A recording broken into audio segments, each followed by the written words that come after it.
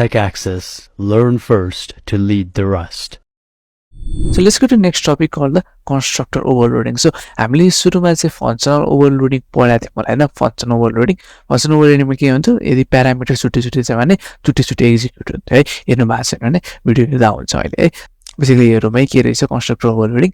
So overloaded constructors have the same name of the class, but a different number of arguments. Depending upon the number and type of arguments passed, the corresponding constructor is called. यो same छ है function overloading जस्तै basically भन्दाखेरि constructor हुन्छ constructor चाहिँ फंक्शनको साटु तर यदि आर्गुमेन्टहरु नभए प्यारामिटर डिफरेन्ट थियो भने हैन प्यारामिटर अनुसार आर्गुमेन्ट अनुसार चाहिँ के हुन्छ त फंक्शन रन हुन्छ यसमा चाहिँ के हुन्छ त भन्दाखेरि प्यारामिटर अनुसार आर्गुमेन्ट अनुसार चाहिँ कन्स्ट्रक्टर रन हुन्छ यदि डिफरेन्ट नम्बर अफ आर्गुमेन्ट थियो भने आर्गुमेन्टको नम्बर अनुसार चाहिँ कन्स्ट्रक्टर रन हुने हो है कुन रन हुने कुन रन नहुने भनेर है सो अब चाहिँ एउटा एक्जाम्पलहरु जसले चाहिँ हामीलाई कन्स्ट्रक्टर ओभरलोडिङ बुझाउँछ यदि हजुरले फंक्शन ओभरलोडिङ नबुझिकन यो बुझ्न खोज्नु भएको छ भने पनि एकदमै सिम्पल छ म बुझाइदिहाल्छु यो ओभरलोडिङको कन्सेप्ट चाहिँ के हो भनेर है मैले अहिले भर्खर भन्न त भनेकै छु है के हुन्छ त भन्दाखेरि डिफरेन्ट नम्बर अफ आर्गुमेन्ट हुन्छ हैन कन्स्ट्रक्टरमा चाहिँ छुट्टै छुट्टै कन्स्ट्रक्टर बनाउँछौं अनि छुट्टै छुट्टै कन्स्ट्रक्टरमा छुट्टै छुट्टै नम्बर अफ आर्गुमेन्ट हुन्छ अनि बेसिकली मेन फंक्शनमा चाहिँ यदि हामीले चाहिँ के गर्यौं भन्दाखेरि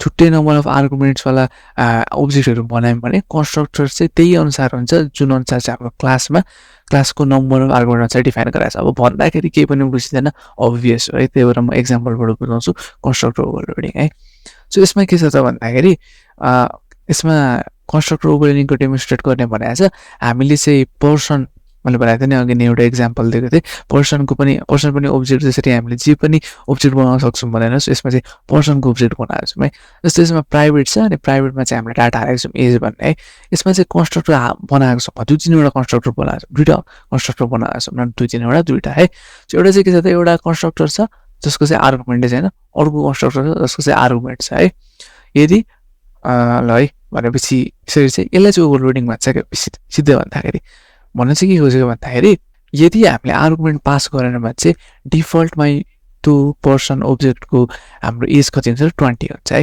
तर यदि कुनै पनि आर्गुमेन्ट पास गरेको छ भने चाहिँ जति आर्गुमेन्ट पास गरेको छ त्यो एज चाहिँ हाम्रो त्यो पर्सनको हुन्छ भनेर भनेको छ यो इफ कन्डिसन त्यस्तो केही छैन यो चाहिँ सिधै कन्स्ट्रक्टरको कन्सेप्टै भयो ओभरलोडिङको कन्सेप्ट हो कसरी भयो त भन्दाखेरि यस्तो हुन्छ क्या यदि हामीले पर्सन 1 बनायौं आर्गुमेन्ट पास नगरिकन पर्सन 1 बनाउँदाखेरि यस्तो हुन्छ हरेक अब्जेक्ट जब हामीले बनाउँछौं नि हरेक अब्जेक्ट बनाउँदाखेरि एउटा मात्रै कन्स्ट्रक्टर रन हुन्छ के अब यहाँ हेर्नु पर्सन 1 जुन छ नि पर्सन 1 मा के छैन आर्गुमेन्ट छैन आर्गुमेन्ट नभएको अब्जेक्ट क्रिएट गर्दाखेरि कुन कन्स्ट्रक्टर चलाउँछ होला त आर्गुमेन्ट नभएको कन्स्ट्रक्टर चलाउँछ कि आर्गुमेन्ट भएको कन्स्ट्रक्टर चलाउँछ पर्सन 1 को आर्गुमेन्ट छैन केही पनि हैन अब पर्सन 1 को आर्गुमेन्ट छैन भने पर्सन 1 अब्जेक्ट भन्दाखेरि कन्स्ट्रक्ट हुँदाखेरि त्यसले चाहिँ आर्गुमेन्ट नभएको कन्स्ट्रक्टर चलाउँछ कि आर्गुमेन्ट भएको कन्स्ट्रक्टर चलाउँछ अभियसली आर्गुमेन्ट नभएको कन्स्ट्रक्टर चलाउँछ किनभने पर्सन 1 को आर्गुमेन्ट नै छैन प्रोग्रामरले दिएकै छैन है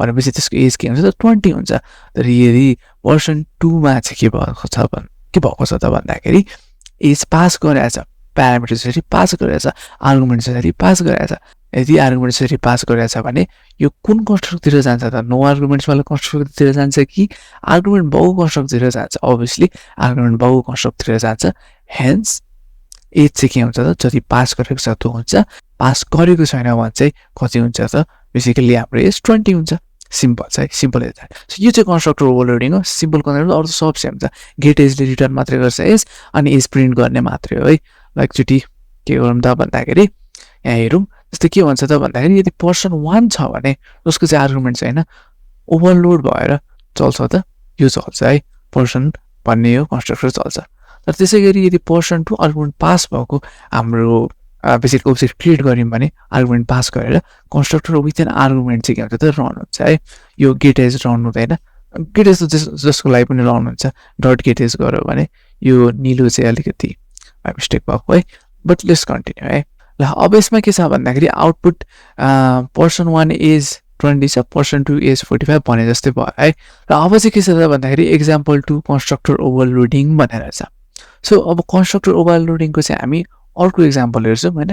सो यसमा के छ त भन्दाखेरि एउटा रुम छ, रुममा चाहिँ हामीले प्राइभेटमा चाहिँ अभियसली डाटा मेमोरीहरू राखेका छौँ लेन्थ र ब्रेथको है।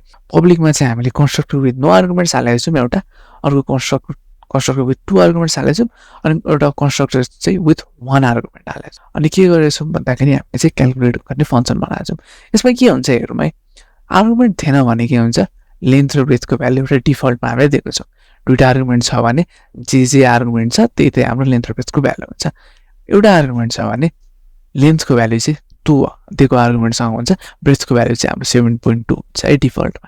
एउटा दिएको छ भने चाहिँ अर्को चाहिँ के हुन्छ 7.2 हुन्छ।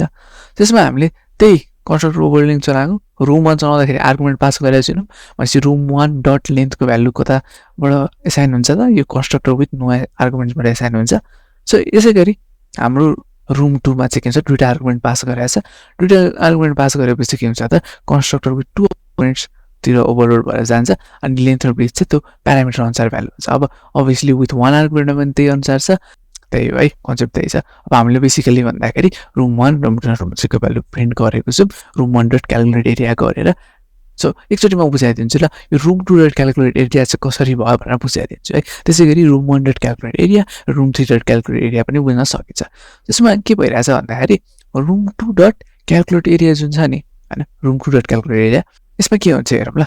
रुम 2 को मेमोरी स्पेसमा जान्छ, रुम 2 को मेमोरी स्पेसमा रुम 2 के लेन्थ छ, रुम 2 के ब्रेथ छ। रुम 2 को लेन्थ केले एसाइन गरेको थियो, यो विथ 2 आर्गुमेन्ट्सले एसाइन गरेको थियो। के भ्यालु पास गरेको थियो 2 आर्गुमेन्ट्समा 8.2 र 6.6, 8.2 र 6.6, एलमा 8.2 गयो, बीमा 6.6 गयो होइन। ओके होइन, आर्गुमेन्ट पास भएपछि त्यसरी त जान्छ नि होइन, जे पास गरेर त्यही जान्छ। त्यसै गरी लेन्थ इक्वल्स टु एल गरिदिएको छु भनेपछि हाम्रो यो रुम 2 को मेमोरी स्पेसको लेन्थको भ्यालु एल हुनु पर्यो भनेपछि 8.2 हुनु पर्यो। त्यसै गरी ब्रेथको भ्यालु 6.6 हुन्छ है। त्यसरी चाहिँ हामीले क्यालकुलेट एरिया गर्दाखेरि के हुन्छ त भन्दाखेरि रुम 2 कै क्यालकुलेट एरिया गरिरहेको छौँ भनेपछि रुम 2 को क्यालकुलेट एरिया गर्दाखेरि क्यालकुलेट एरियाले कुन मेमोरी स्पेसमा हेर्छ त लेन्थ र ब्रेथको डाटाको भ्यालु, अभियसली रुम 2 कै मेमोरी स्पेसमा हेर्छ र लेन्थ र ब्रेथको भ्यालु चाहिँ 8.2 6.6 पाउँछ है। ल यो चाहिँ हाम्रो के भयो त, अभियसली कन्स्ट्रक्टरको ओभरलोडिङको भयो है। अब चाहिँ हामी C++ डिस्ट्रक्टर्स हेरौँ है, के रहेछ त C++ डिस्ट्रक्टर्स भनेको चाहिँ। सो डिस्ट्रक्टर चाहिँ के हो त भन्दाखेरि एउटा स्पेसल मेमोर फङ्सन हो। त्यो चाहिँ कतिखेर कल हुन्छ त, जब ओब्जेक्ट आउट अफ स्कोप जान्छ। आउट अफ स्कोप भनेको कतिखेर जान्छ थाहा छ, आउट अफ स्कोप जब हामीले एउटा ओब्जेक्ट डिलिट हान्छौँ नि तब त्यसको मेमोरी स्पेस खाली हुन्छ। मेमोरी स्पेस खाली भएपछि जहिले पनि आउट अफ स्कोप जान्छ। सो आउट अफ स्कोप भनेको मेमोरी एरियाबाट खाली हुनु हो, मेमोरी एरिया खाली हुनु हो है टेक्निकली है। सो यसमा के छ, डिस्ट्रक्टर कतिखेर रन हुने भयो जब ओब्जेक्ट डिस्ट्रोय हुन्छ। सो डिस्ट्रक्टरको नाम there's it is called destructor for a reason है, किनभने अभियसली इट इज डिस्ट्रोयड। यति बुझ्यो मलाई होइन। सो अब जब ओब्जेक्ट चाहिँ आउट अफ स्कोप जान्छ, मतलब जब ओब्जेक्ट चाहिँ डिस्ट्रोय हुन्छ तब त्यसको के हुन्छ त, मेमोरी स्पेस खाली हुन्छ नि त। ओब्जेक्टलाई डिस्ट्रोय गर्नु भनेको त्यसको मेमोरी स्पेस जे एसाइन भयो त्यो सब डिस्ट्रोय गर्नु। अनि जब मेमोरी स्पेस चाहिँ डिस्ट्रोय हुन्छ त्यसलाई चाहिँ के भन्छ हामी, त्यो चाहिँ आउट अफ स्कोप गयो है भनेर भन्छौँ होइन। बेसिकली भन्दाखेरि डिस्ट्रक्टर भनेको चाहिँ कतिखेर रन हुन्छ, डिस्ट्रक्टर एउटा स्पेसल मेमोर फङ्सन हो त्यो, जसको एक्सप्रेसन चाहिँ कतिखेर रन हुन्छ जब अभियसली एउटा ओब्जेक्ट चाहिँ आउट अफ स्कोप जान्छ है। अब त्यसलाई जब हामी डिलिट हान्छौँ, अब ओब्जेक्टलाई कसरी डिलिट हान्छौँ, ओब्जेक्टलाई डिलिट हान्नको लागि हामी डिलिट एक्सप्रेसन चलाउँछौँ। अब डिलिट एक्सप्रेसन कसरी चलाउने है त्यो त थाहा भएन, हामी त्यो अहिले एकछिनमा हेर्छौँ। तर अहिले चाहिँ के हेरौँ त भन्दाखेरि डिस्ट्रक्टर जुन छ त्यो चाहिँ कसरी क्रिएट गर्ने। एउटा डिस्ट्रक्टर कन्स्ट्रक्टर त क्रिएट गरेको थियौँ, वाल लेख्यौँ, वाल लेख्ने बित्तिकै क्रिएट भयो। कन्स्ट्रक्टर त क्रिएट गरेको याद छ होला नि त होइन। तर डिस्ट्रक्टर क्रिएट गर्न सेम तरिका कन्स्ट्रक्टर जस्तै है, डिटो सेम। डिफ्रेन्स के मात्र हो त भन्दाखेरि यहाँ के हुन्छ, एउटा टिल्डे हुन्छ। टिल्डे कसरी लेख्ने किबोर्डबाट, टिल्डे चाहिँ हाम्रो अभियसली यतापट्टि हुन्छ, टप लेफ्ट कर्नरतिर हुन्छ होइन, एस्केपको तल नभए धेरैतिर होइन। त्यसपछि यसरी चाहिँ हामी टिल्डे एक्सेस गर्न सक्छौँ, टिल्डे लेख्न सक्छौँ हाम्रो कोडमा। र बेसिकली भन्दाखेरि टिल्डे लेखेर चाहिँ हामी के गर्न सक्छौँ त, डिस्ट्रक्टर फङ्सन हो भनेर डिनोट गर्न सक्छौँ। सो टिल्डे लेख्ने, क्लासको नाम लेख्ने, अनि के हुन्छ डिस्ट्रक्टर फङ्सन हुन्छ। टिल्डे नलेख्ने अनि सिधै क्लासको नाम लेख्ने अनि के भन्छ कन्स्ट्रक्टर भन्छ। सो कन्स्ट्रक्टर र डिस्ट्रक्टरको डिफ्रेन्स त्यही भयो। अनि कोडमा चाहिँ कतिखेर कोड रन हुन्छ डिस्ट्रक्टरको, जब ओब्जेक्ट डिस्ट्रोय हुन्छ। जब ओब्जेक्ट डिस्ट्रोय हुन्छ तब डिस्ट्रक्टरको एक्जिक्युसन हुन्छ है तब। अनि कन्स्ट्रक्टरको कतिखेर एक्जिक्युट हुन्छ जब ओब्जेक्ट क्रिएट हुन्छ। यदि हजुरहरूलाई अझै डिपले बुझ्नु छ न, हजुरहरूले केही बुझ्नु भएन भने चाहिँ नोट चाहिँ डिस्क्रिप्सनमा एभाइलेबल छ होइन अनि डिस्कर्ड पनि छ हाम्रो सो डिस्कर्डमा गएर हजुरहरूले क्वेसनहरू पनि सोध्न सक्नुहुन्छ है काहीँ कन्फ्युजन भयो भने र यदि हजुरहरू अरू कोर्सेसमा पनि इन्ट्रेस्टेड हुनुहुन्छ भने हाम्रो वेबसाइटमा गएर हजुरहरूले कुनै पनि कोर्समा इनरोल गर्न सक्नुहुन्छ र फिजिकल र अनलाइन दुइटै हजुरहरू जोइन गर्न सक्नुहुन्छ हाम्रो क्लासेस है त thank you so much for watching अनि see you in the next one